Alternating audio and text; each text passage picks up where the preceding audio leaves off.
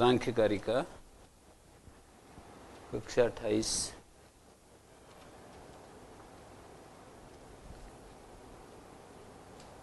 पुरुष बहुत्व को सिद्ध करने के लिए जो यहाँ पर 5 युक्तियाँ दी गई हैं, उसके बाद पुरुष के धर्मों को बताया जा रहा है। तस्मात् च विपर्यासात् सिद्धम साक्षित्वमस्य पुरुषस्य कैवल्यम माध्यस्थम दृष्टित्वम अकर्तृभावश्च।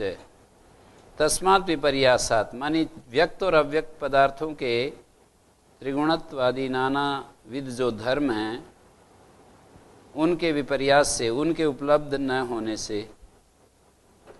मानी जैसे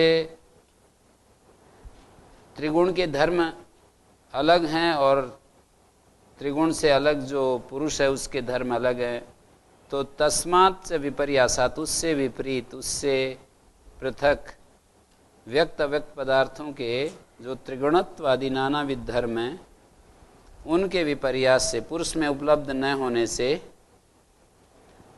पुरुष का साक्षित्व, पुरुष का कैवल्य, पुरुष का माध्यस्थ और पुरुष का दृष्टित्व और पुरुष का अकर्तृभाव सिद्ध है। पुरुष में ये 5 धर्म सिद्ध हैं। पुरुष साक्षी है, पुरुष का कैवल्य सिद्ध है, केवलस्य भाव कैवल्यम, और इसका माध्यस्थ सिद्ध है। माध्यस्थ ऐसा होता है कि जैसे बीच में कोई खड़ा है और उसको दोनों ही पक्षों से जो मध्य में तिष्ठति, मध्य तिष्ठति मध्यस्था, एक प्रकार का उदासीनता वाला ही है। मध्यस्थ, उदासीन, वैसे दोनों का अलग अलग अर्थ में प्रयोग किया है गीता में। माध्यस्थ और दृष्टित्व, उसका जो दृष्टा रूप और अकर्तृ भाव, ये सिद्ध है।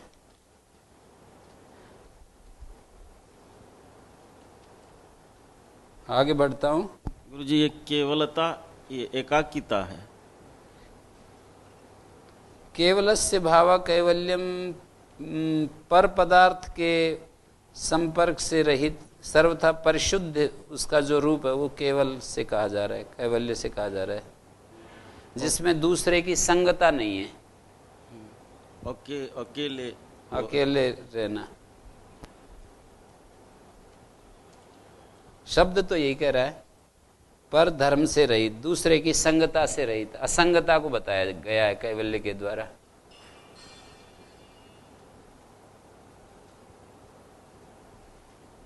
त्रिगुणात्मक जो पदार्थ हैं वो सुख दुख मोह स्वरूप होते हैं। मानी त्रिगुणात्मक पदार्थ सुख दुख मोह स्वरूप इस तरह से होते हैं, जैसे हमारा मित्र है, वो हमारे को अच्छा लगता है, और वही हमारा जो मित्र है उसका जो कोई विरोधी है उसको अच्छा नहीं लगता है, और कोई बीच में एक रहता है, उसको कहता है हमें क्या मतलब, जैसा भी है। इस तरह से देख रहे हैं। संसार के जितने भी पदार्थ हैं उनको जब देखने वाले इस तरह से देखते हैं तो कोई उसको सुख कर किसी के लिए वो सुख कर दिखाई देता है, अपने संबंध के अनुसार, अपनी आवश्यकता के अनुसार, कहो अपने ज्ञान के अनुसार। जहाँ जहाँ उसमें लाभ और सुख देखता है वो सुख कर लगता है, जहाँ जहाँ उसको हानि और दुख दिखाई देता है तो वो दुख कर दिखाई देता है। और एक मध्यस्थ भी रहते हैं तत्वज्ञानी, जिनको कुछ लेना देना नहीं है, तो उनके लिए वो, ये चौथी दृष्टि है। एक सुख की दृष्टि, एक दुख की दृष्टि, एक मोह की दृष्टि है, और एक ज्ञानियों की दृष्टि है, वो तटस्थ दृष्टि। उनको कुछ संबंध नहीं है तो ऐसे शांत ऐसे देखते हैं उस पदार्थ को। 4 प्रकार के लोग हैं दुनिया में किसी चीज को देखने वाले। एक देख करके सुखी होते हैं, जो दुनिया की चीजें हैं, वस्तुएं, व्यक्ति हैं, या कोई विचार है, वस्तु व्यक्ति विचार के साथ हम संबंधित होते हैं ना, तो इनको देखने वाले लोग एक को देख करके सुखी होता है, दूसरा उसको देखकर, उसी चीज को देखकर दुखी होता है। और विचार के साथ भी ऐसा है, एक विचार हमें सुख देता है, उसी विचार को दूसरा दुख कर समझ रहा है, उसी विचार से मोहित हो रहा है। तो वस्तु, व्यक्ति और विचार, इनको देखने वाले जो लोग हैं, तो एक को सुख देने वाली वो चीज दिखाई दे रही, दूसरे को दुख देने वाली, और तीसरे में मोह पैदा कर रही है। मानी वो मूड हो रहा है, उसको ठीक से सूझ ही नहीं रहा कि है क्या, मुग्ध हो जाता है। सुख दुख से अलग एक स्थिति है, सुखी होना, दुखी होना, और एक मूढ़ता की स्थिति जो है एक तीसरी स्थिति है। और तत्वज्ञानियों की जो दृष्टि होती है उसमें सुख भी नहीं, दुख भी नहीं, मोह भी नहीं, एज इट इज देखते हैं, वो बिल्कुल शांत, उसमें कुछ वो चीज, उसकी उपस्थिति उनके ऊपर कोई प्रभाव नहीं छोड़ रही, उसके प्रति कोई इमेज नहीं बन रही, कोई उनके लिए कोई एक अलग से कोई एक उनको नाम नहीं दे रहे हैं, वो जो है वह है।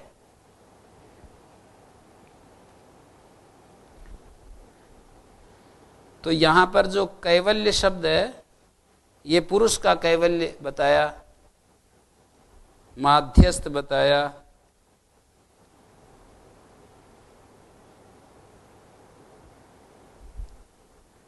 और दृष्टा और अकर्तृभाव। गुण में कर्तृव्यापार गौण है, पुरुष में कर्तृव्यापार गौण है, ये दिखा रहे हैं। व्यवहार में यद्यपि पुरुष कर्ता होता है, लेकिन वो गौण है, ये दिखा रहे हैं आगे। व्यवहार में पुरुष भी कर्ता होता है वृत्ति सारूप्य स्थिति में, लेकिन वो गौण कथन है। व्यासदेव जी ने कहा है योग दर्शन में, भोगापवर्गो बुद्धौ वर्तमान बुद्धि कृतौ बुद्धौ वर्तमानौ पुरुषे व्यपदिश्यते। भोग और अपवर्ग, भोग एक ज्ञान है, अपवर्ग भी एक ज्ञान है, हमारी बुद्धि में उत्पन्न हुआ एक ज्ञान है। कैसा ज्ञान है वो अपवर्ग? भोग तो ऐसा ज्ञान है कि इससे मेरे को सुख मिल रहा है, दुख मिल रहा है। भोग एक ऐसा ज्ञान है कि वस्तु के साथ तादात्म्य होकर के और उससे सुखी दुखी होता है। अपवर्ग तो वो ज्ञान है जिसमें तटस्थ रहता है, जहां पर संबंध की समाप्ति हो जाती है, वो अपवर्ग की स्थिति है। पदार्थ के साथ इस तरह का कोई असंगता, पूर्ण असंगता की जो स्थिति है, वो अपवर्ग की स्थिति है। तो व्यवहार में जैसे हम गुरुजी, पूर्ण असंगता के बाद भी दूसरे के सुख के लिए कुछ भावना रहनी चाहिए या नहीं रहनी चाहिए? नहीं, वो तो सही है, मतलब स्वरूप को पहचानने के लिए। और फिर व्यवहार में तो हम व्यवहार में जब हम आते हैं तो वहां सत्व गुण के आधार से व्यवहार होता है। व्यवहार जो होता है वो सत्व गुण के आधार से व्यवहार चलता है। तो सत्व गुण में तो करुणा, प्रेम, और एक दूसरी दृष्टि से भी देख सकते हैं कि हमारा एक है अपरा प्रकृति का रूप, एक हमारी शुद्ध परा प्रकृति है। तो परा प्रकृति में जब हम आरोहण करते हैं तो भागवतीय जो ज्ञान बल शक्ति है, प्रेरणा है, करुणा है, प्रेम है, वो सारी उसमें प्रवाहित हो जाती है। पर स्वरूप बोध के लिए कैवल्य की स्थिति है, जब हम अपने स्वरूप में होते हैं तो उसका शुद्ध स्वरूप पहचानने के लिए बात बताई कि शुद्ध स्वरूप जो है, उसका शुद्ध स्वरूप तो बिल्कुल केवल है, असंगोयम पुरुष, चिन्मय रूप है उसका। पर व्यवहार में तो वो, चूंकि वो व्यवहार तो गुणों के संपर्क से ही चलता है, और गुणों के संपर्क में ज्ञानी का जो व्यवहार है वो नित्य सत्वस्थ वाला ही होगा। और नित्य सत्वस्थ होगा तो उसमें प्रेम, करुणा, मुदिता आदि रहेंगे ही। साधना से उतरने के बाद फिर ये जो स्थिति है सुख देने की भावना, ये असंगता में नहीं आएगी। हम उसके सुख से सुखी नहीं हो रहे हैं किंतु देना चाहते हैं सुख, उनके दुख से दुखी भी नहीं हो रहे हैं किंतु दुख देना नहीं चाहते। तो ये तो संगता नहीं है ना, असंगता ही बनी हुई है ये तो। सुख देना भी ये असंगता में आएगा। हाँ, क्योंकि हम कुछ ले नहीं रहे ना उससे जी, दूसरे पर पदार्थ से हम कुछ लेना चाहते हैं, तब संगता की बात आएगी। किंतु देने की जो इच्छा है इतने, ये संगता दोष से युक्त होगा या नहीं होगा? ये तो नहीं होना चाहिए। देने की इच्छा से फिर बाद में वो नहीं ले या कम ले या वो आगे पीछे हो, तब फिर जो हमारे को परेशानी होती है वो संगता है। परेशानी नहीं न हो तब तो संगता नहीं है।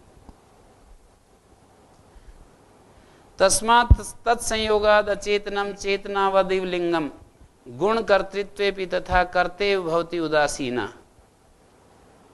अब कह रहे हैं उस संयोग से, तत्संयोगात मानी बुद्धि के साथ जो संयोग है, अचेतनम चेतनावदिव लिंगम, लिंग का अर्थ है यहाँ पर वही, लिंग का अर्थ एक तो अंतःकरण होता है, लिंग का अर्थ अंत सूक्ष्म शरीर भी होता है, लिंग का अर्थ बुद्धि भी होता है, जो भी समझें बुद्धि ले सकते हैं हम। चेतनावदिव लिंगम, चेतना की भांति हो जाती है ये जो लिंग है। तत्संयोगात, पुरुष के संयोग से अचेतन जो लिंग है वो चेतनावदिव भांति, चेतना के समान, चेतना वाला जैसा हो जाता है। चेतना शब्द से मतु प्रत्यय है, चेतना वाला जैसा हो जाता है। चेतना शब्द से मतु प्रत्यय है और वाला अर्थ निकलेगा, चेतना वाला जैसा हो जाता है। कौन? लिंग। मतु प्रत्यय है, वह को किससे हो रहा है ये? चेतना शब्द से मतु, मैं को वह किससे हो रहा है? मादुपधाय से मत और वो यवादिभ्या। उसमें 6 शर्तें हैं उस सूत्र में, मकारांत मकारोब्ध 2 तो ये हैं, अकारांत आकारांत, अकारोब्ध आकारोब्ध 4 ये हैं। अकार वाली 4 शर्तें हैं, अकारांत हो या आकारांत हो। तो आकारांत है ना ये, अकारांत, ह्रस्व अकारांत और दीर्घ आकारांत, आकार उपदा वाला या दीर्घ आकार उपदा वाला। तो चेतनावत, और फिर ये नपुंसक लिंग है ना, इसलिए चेतनावत हो रहा है। चेतनावान, चेतनावती, तीनों लिंगों में रूप चलेंगे। चेतनावदिव लिंगम तस्मात् तत्संयोगात, उस संयोग से, तस्मात् तत्संयोगात, उस संयोग से माने लिंग के साथ जो संयोग है, हमारे सूक्ष्म जो अंतःकरण के साथ जो संयोग है, तत्संयोगात अचेतनम लिंगम चेतनावादिव भवति गुण कर्तृत्वेपि, और गुणों के कर्ता होते हुए भी कर्तेव भवति उदासीना, यह उदासीन पुरुष कर्ता जैसा दिखाई देता है वृत्ति सारूप्य स्थिति में, प्रत्यानुपश्य स्थिति में। दृष्टा दृशी मात्रा शुद्ध प्रत्यानुपश्य, दृष्टा दृशी मात्र है तब तो वो अकर्ता की भूमिका में है, और जैसे ही वो प्रत्यानुपश्य होता है तदा दृष्टु स्वरूप अवस्थान में, ये तो अकर्ता की स्थिति में। ये जो 5 भाव दिखे हैं ये ठीक बिल्कुल स्वरूप स्थिति के हैं। जो ये 5 भाव लिखे हैं ना, साक्षी, स्वरूप, साक्षी तो इसमें भी रह सकता है, ऐसे व्यवहार में भी, कैवल्य, माध्यस्थ, दृष्टा व्यवहार में भी रह सकता है। वैसे ज्ञान की स्थिति में जब अक्लिष्ट वृत्तियां होती हैं तो ऐसा ही रहता है। ये 2 तरह की वृत्तियां होती हैं ना, एक क्लिष्ट एक अक्लिष्ट। तो जो भोग रूप वृत्तियां होती हैं, कर्माशय प्रचय क्षेत्रीय भूता और गुणाधिकार विरोधिन्या, नहीं क्या है, कर्माशय रूपी प्रचय में जो खेत बनी हुई वृत्तियां होती हैं और भोग प्रधान जो वृत्तियां होती हैं वो हमारी क्लिष्ट वृत्तियां होती हैं। तो उन क्लिष्ट वृत्तियों में तो तादात्म्य की स्थिति रहती है और वहां तो कर्ता होता है, और जो अक्लिष्ट वृत्तियां होती हैं उनमें तो वो अकर्ता ही रहता है। 2 भूमिकाओं में रहता है पुरुष, कर्ता की भूमिका और अकर्ता की भूमिका। जब तादात्म्य होता है वृत्तियों के साथ तो वो कर्ता होता है, और यदि वो असंग, व्यवहार में भी असंग रहता है तो फिर वो अकर्ता की भूमिका में रहता है। तो इसी को बताया यहाँ पर कि संयोग की स्थिति में अचेतन चेतनावधि लिंगम गुण कर्तृत्व भी, गुणों के कर्तृत्व होते हुए भी, गुणों के कर्ता होते हुए भी कर्ता इव भवति उदासीना, ये उदासीन पुरुष कर्ता के समान हो जाता है। माने जब ये उसमें व्यवहार काल में, और व्यवहार काल में भी दो स्थितियां बनेंगी, एक भोग की स्थिति, एक ज्ञान की स्थिति। तो ज्ञान की स्थिति में तो वो अकर्ता की भूमिका में रहते हुए ही वो सब कार्य करता है, गुणों का कर्तृत्व बना रहता है उसका, और यहाँ गुणों का कर्तृत्व होते हुए भी वो स्वयं ही उसके साथ तद्रूप हो जाता है, और सुखी दुखी हो की जो स्थिति बनती है हमारे भीतर सुख दुख की, वो चलने लगती है।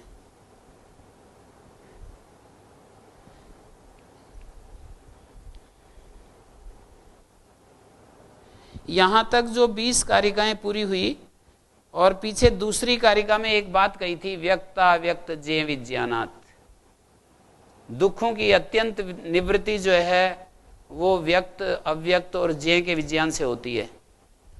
तो यहाँ व्यक्त का स्वरूप, अव्यक्त का स्वरूप, व्यक्त और अव्यक्त को सिद्ध करने के लिए जो प्रमाण की जरूरत है उसका प्रमाणों की व्यवस्था बताई बीच में, और अव्यक्त को कैसे सिद्ध करते हैं, उनको जब दिखाई नहीं देती तो कैसे सिद्ध करते हैं, तो अनुमान प्रमाण से उसकी सिद्धि की, और बहुत सारे हेतु दिए कि अव्यक्त भी है। अव्यक्त को सिद्ध करने के, अव्यक्त क्योंकि अदृश्य चीज है, उसको सिद्ध करने के लिए भी बहुत सारे युक्तियां और प्रमाण वो दिया, हेतु दिए। और व्यक्त तो है ही, व्यक्त के क्या क्या स्वरूप है वो भी दिखाया, और पुरुष की सिद्धि की, और पुरुष के क्या धर्म है वो दिखाए, व्यवहार में पुरुष को कर्ता अकर्ता ये सारी चीजें यहां तक दिखा दी। मानी बुद्धि का कर्तृत्व है। देखिए एक सूत्र है योग दर्शन में,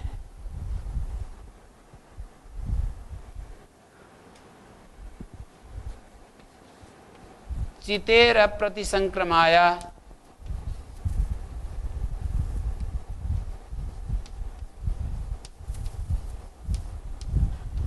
तदाकारापत्तौ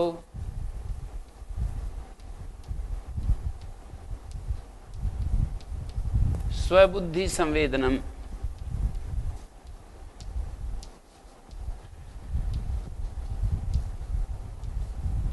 यहां पर यह बतलाया है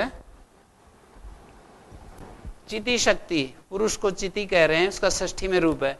अप्रतिसंक्रमा है चिति, तो बिल्कुल किसी चीज में प्रतिसंक्रांत नहीं होती है, अपने स्वरूप में रहती है वैसे। तदाकारापत्तो, लेकिन व्यवहार में तदाकारापत्ति हो जाती है, बुद्धि के साथ जब संयोग होता है, अज्ञान की अवस्था होती है।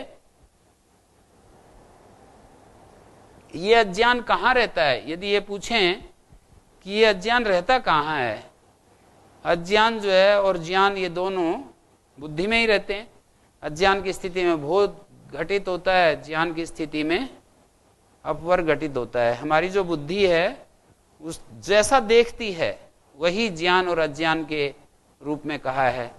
बुद्धि में ज्ञान की स्थिति का मतलब है ठीक ठीक देखती है, अज्ञान की स्थिति का अर्थ है कि बुद्धि को ऐसा दिखाई देता है कि उल्टा पुल्टा दिखाई देता है, नित्य में अनित्य। जो हमारा रक्षक है वो रक्षक नहीं दिखाई देता, जो रक्षक नहीं है वो रक्षक दिखाई देता है। ऐसा सारा उलट पुलट दिखाई देता है बुद्धि को, और बहुत ही माने विचित्र स्थिति रहती है, बुद्धि की ये स्थिति रहती है। लेकिन व्यवहार में क्या होता है, अप्रतिसंक्रमा होते हुए भी तदाकारापत्ति, बुद्धि और पुरुष का जो संयोग होता है, इस संयोग में, संयोग कोई दैशिक और कालिक संयोग तो है नहीं, एक तीसरे प्रकार का संयोग है। बुद्धि और पुरुष का एक संयोग ऐसा है जो संसार की किसी भी पदार्थ का नहीं दिखाया जा सकता है। इस संयोग का स्वरूप दर्शाने के लिए कोई दृष्टांत ही नहीं मिलेगा। ये ऐसा संयोग है कि इसको हम दिखा नहीं सकते हैं, कोई भी उदाहरण नहीं दे सकते, इसका दृष्टांत नहीं दे सकते हैं। इस संयोग के को हम बताने के लिए ऐसा मेरे समझ में आया, जैसे कि यहाँ वस्तुओं का संयोग होता है, एक एक वस्तु का ऐसे संयोग होता है, दैशिक और कालिक संयोग, वैसा संयोग नहीं है। चिति शक्ति और बुद्धि का जो संयोग है, एक प्रत्यानुवर्तिता, इस संयोग का स्वरूप है एक प्रत्यानुवर्तिता, एक ज्ञान में दोनों का उपस्थित होना। मैं हूं, यह है, ये संयोग के स्वरूप, संयोग के बाद ये जो है ये अनुभूति होती है। मैं हूं या यह है, ये संयोग का फल है। संयोग का जो फल है उससे हम संयोग को अनुमित करते हैं कि संयोग हो रहा है। एक ज्ञान में इसका एक भाग, इस ज्ञान का एक भाग ज्ञाता है, दूसरा भाग ज्ञेय है। मैं हूं में एक भाग ज्ञाता है और एक भाग ज्ञेय है, और ये दोनों मिल गए। मानी हम अनुभव कर रहे हैं, जो अनुभव करते हैं वो ज्ञेय होता है और जो अनुभविता होता है वो ज्ञाता होता है। पर इस संयोग में दोनों मिल गए, अनुभविता और अनुभवनीय विषय, अनुभवनीय विषय जिसका अनुभव करते हैं। तो तदाकारापत्ति, इसको तदाकारापत्ति कहते हैं। इसमें स्वभूत जो बुद्धि है उसका संवेदन होता है। बुद्धि में जो ज्ञान आया उसका संवेदन होता है, उसका संवेदन होता है। मानी तदाकारापत्ति में क्या होता है कि बुद्धि तो चेतन जैसी हो गई, और बुद्धि में जो धर्म आया उस धर्म, वो धर्म चेतन में संक्रांत हो गया। न होते हुए भी, ये तो पहले ही मना कर दिया कि संक्रमण नहीं होता है एक दूसरे में, चेतन का किसी जड़ तत्व में संक्रमण नहीं होता है, संक्रांति नहीं होती है। लेकिन फिर भी तदाकारापत्ति तो होती है, तादात्म्य तो होता है, अध्यास तो होता है। तदाकारापत्ति का अर्थ है अध्यास।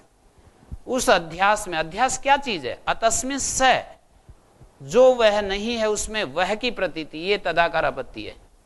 जो चीज वह नहीं है उसमें वह की प्रतीति। तो उस तदाकारापत्ति में स्वबुद्धि संवेदनम, इसी बात को यहां पर कर्तेव भवति उदासीना, वो उदासीन पुरुष कर्ता जैसा, इसके बिना कर्ता हो नहीं सकता है। इस तादात्म्य के बिना पुरुष कर्ता हो नहीं सकता। वृत्ति सारूप स्थिति के बिना पुरुष कर्ता हो नहीं सकता है, कभी भी नहीं हो सकता।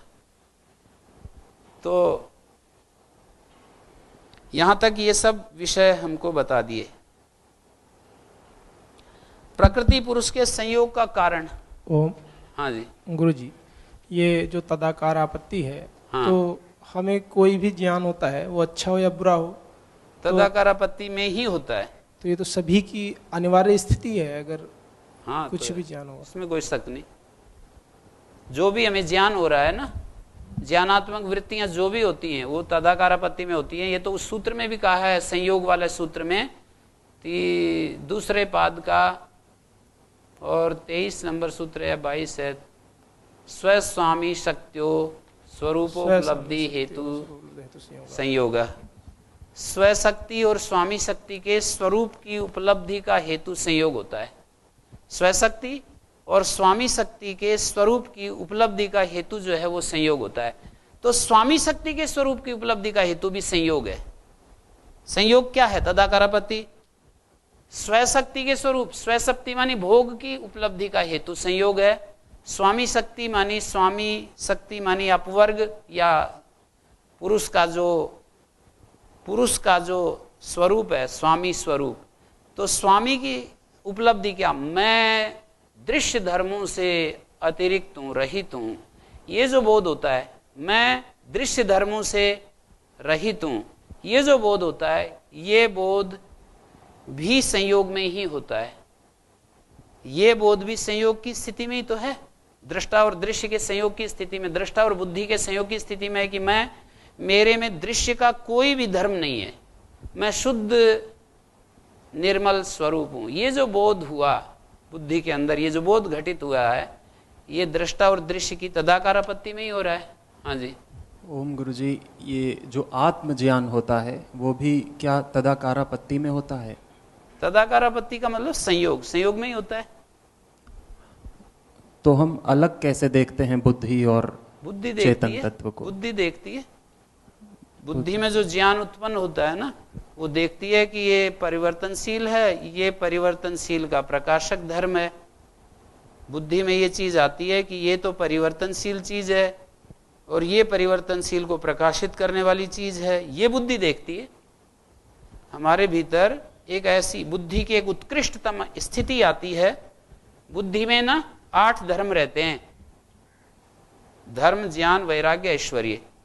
अधर्म, अज्ञान, अवैराग्य, ऐश्वर्य, 8 धर्म। बुद्धि 8 धर्मों से युक्त रहती है हमेशा। हमारी जो बुद्धि है इन 8 धर्मों से युक्त रहती है। तो जब तमोगुण प्रधान होता है, रजोगुण प्रधान होता है, समझ लीजिए, तो उस समय अधर्म, अज्ञान, अवैराग्य, अनैश्वर्य इन 4 धर्मों से युक्त रहती है। और जब सत्वगुण प्रधान होता है, सत्वगुण में भी तरतम का भेद होता है ना, तरतम का। तो ऐसा समझ लो कि जो उच्चतम अवस्था है बुद्धि की, उसमें धर्म, ज्ञान, वैराग्य और ऐश्वर्य, ये 4 धर्म प्रकर्ष में होते हैं, प्रकर्ष की स्थिति में होते हैं। जब हम साक्षी भाव में होते हैं तब भी बुद्धि से संयोग रहता है। यानी बुद्धि से असंयोग कब होता है? बुद्धि से असंयोग तो एक तुरीय अवस्था होती है, एक तुरीय अवस्था होती है, एक जागृत अवस्था, स्वप्न अवस्था, सुषुप्ति अवस्था, तुरीय अवस्था। मांडूक्योपनिषद की जो 4 अवस्थाएं बतलाई, तो असंयोग तुरीय अवस्था में होता है, या असंप्रज्ञात समाधि, योग दर्शन की भाषा में कहें तो, उपनिषद की भाषा में कहें तो तुरीय अवस्था में होता है, योग दर्शन की भाषा में कहें तो असंप्रज्ञात समाधि में होता है। संप्रज्ञात समाधि में भी वो है संयोग। संप्रज्ञात समाधि में भी तदाकारापत्ति के बाद 2 धर्म घटित होते हैं ना, भोग और अपवर्ग। तदाकारापत्ति में 2 धर्म घटित हो रहे हैं, एक भोग और एक अपवर्ग। तो जब भोग की स्थिति है तो रजोगुण तमो, बुद्धि का रजोगुण तमोगुण प्रधान होता है। बुद्धि में रहने वाला रजोगुण तमो, बुद्धि त्रिगुणात्मक है ना, तो उस त्रिगुणात्मक धर्मों में ऊंचे नीचे होते रहते हैं। त्रिगुण अभी हमने पढ़ा, त्रिगुणों की क्रिया क्या है, अन्योन्य अभिभाव होकर के कार्य करते हैं, अन्योन्य जनन, अन्योन्य मिथुन, अन्योन्य सहयोग, अन्योन्य आश्रय लेकर के कार्य करते हैं। तो त्रिगुण का ये स्वरूप है। तो इसलिए यहां पर ऐसे समझिए कि जब हम, ये अस्मिता क्लेश है, ये अंतिम अस्मिता है, ये अंतिम अस्मिता क्लेश है।